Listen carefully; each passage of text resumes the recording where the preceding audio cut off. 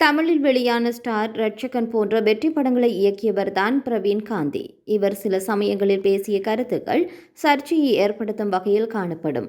சமீபத்தில் கூட வெற்றிமாறன், ரஞ்சித் ஆகியோரின் வருகைக்கு பிறகுதான் தமிழ் சினிமா தளர்ச்சி கண்டது என அதிரடியாக தெரிவித்திருந்தார். இந்த நிலையில் எம்ஜிஆருக்கு இதயக்கனி போல நானும் விஜய் கூடவே இருப்பேன் என இயக்குனர் பிரவீன் காந்தி வழங்கிய பேட்டி தற்போது வைரலாகி இருக்கின்றது. அதாவது, தமிழக வெற்றிக் கழகத்தின் தலைவராக தற்போது விஜய் அரசியலில் பயணித்து வருகின்றார்.